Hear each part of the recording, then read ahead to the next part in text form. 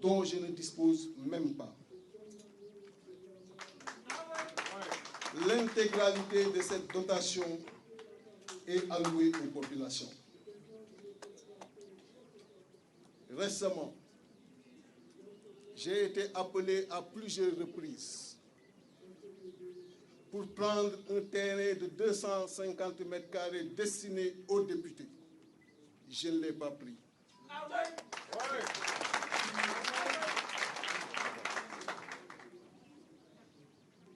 Donc, chers compatriotes, ma seule présence à l'Assemblée nationale se justifie par le devoir de défense que j'ai par rapport à vos intérêts. Et je ne peux rester insensible à ces souffrances.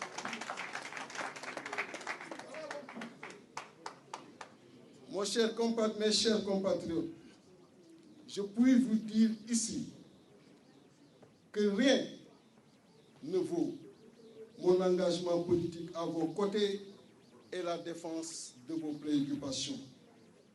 Et rien ne vaut le reniement de ses convictions politiques ou sa liberté d'expression. Ni un poste de député, ni un poste de ministre, ni un poste de président de la République du Sénégal. À choisir entre vous, le peuple, et les privilèges, retenez-le bien. Je vous choisirai toujours.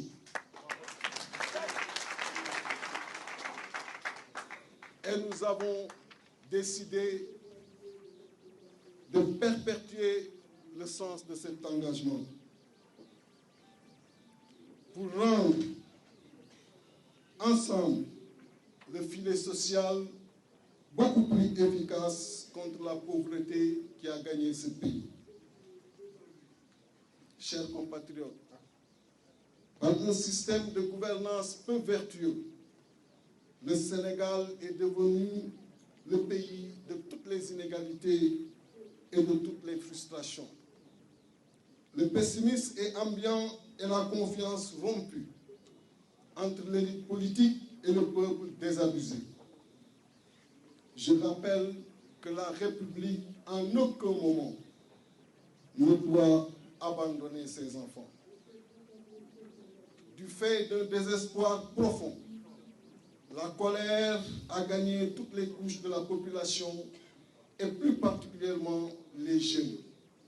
Et la surdité forcée ne saurait être une réponse à cela. Et dernièrement, le régime actuel l'a appris à ses dépens. Il urge plus que jamais de libérer l'ascenseur social injustement bloqué par des gouvernants désormais peu soucieux du devenir de leurs concitoyens et plus que préoccupés par l'amoncellement des privilèges indus.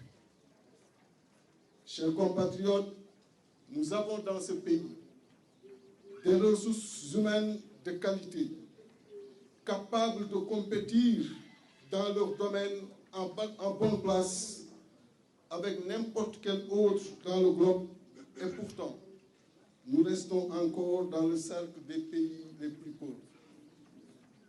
Et si on n'y prend pas garde, avec les ressources naturelles découvertes dans le pays et qui devraient profiter aux populations, on risque de voir le Sénégal rejoindre le cercle des pays riches au sous-sol, mais pauvres et très endettés au sol.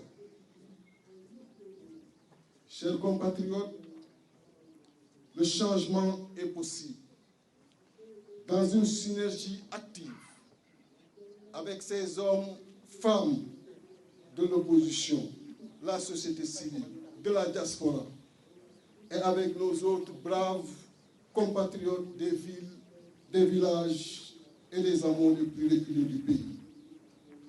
Ensemble, œuvrons pour un reprofilage de notre système économique qui fera que notre terre soit notre première source de nourriture et non les terres des autres pays. Ensemble, Travaillons pour la création d'emplois massifs, surtout des jeunes et des femmes, par une modernisation de l'agriculture, la création de champions d'industrie sénégalaise dans l'agroalimentaire, dans l'éthique, dans l'hôtellerie, dans le BTP, dans la pêche. Bref, une sénégalisation d'abord de l'économie sénégalaise.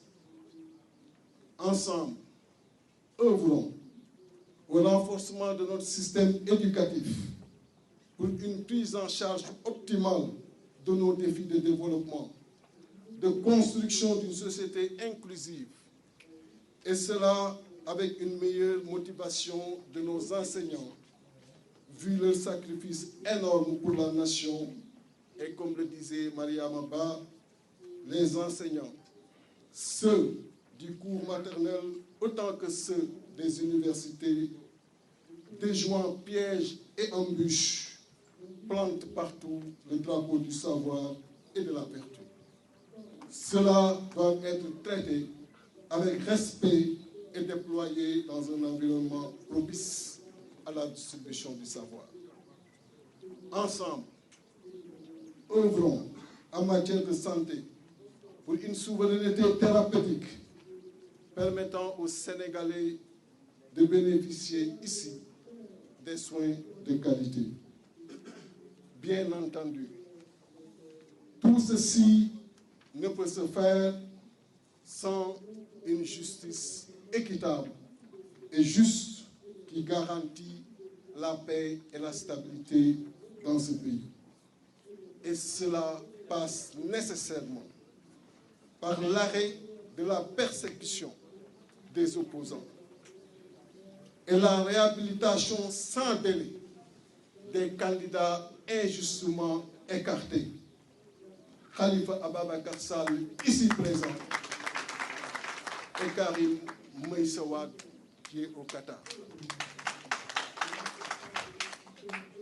Chers compatriotes, fort de tous ces constats, et face à ces défis qui nous interpellent tous, nous avons décidé de la création du Parti républicain pour le progrès d'Isso Askan Wi.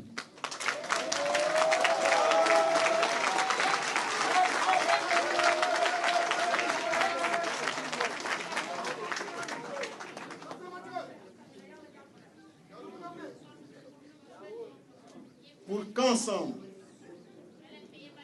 nous travaillions pour la prospérité dans la paix.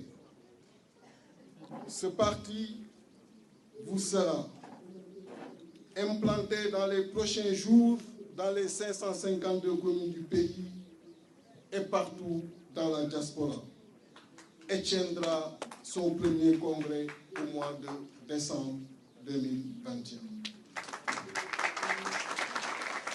Chers compatriotes, je ne saurais terminer sans remercier tous ceux également qui ont fait le déplacement mais qui n'ont pas pu accéder à la salle. Je vous témoigne toute mon affection. Je remercie également les millions de Sénégalais d'ici et de la diaspora qui nous suivent via les médias et les réseaux sociaux. Je remercie particulièrement la presse nationale et internationale qui ont bien voulu couvrir cet événement en direct. Beaucoup de télévisions. Merci Bougane, merci Maïmouna Ndour, merci à Walfadjri, Sénégal, Dakar Actu, Leral. Merci à Sénégal, merci à Sud FM, merci à Zik FM, à iRadio, merci à ITV, merci à tous ceux qui sont présents, mais également à tous ceux qui ont bien voulu passer cette déclaration en direct. Votre présence est massive dans cette salle et cela témoigne l'engagement que vous avez pour une démocratie dans ce pays une démocratie qui respire convenablement. Merci à Bourguédé également.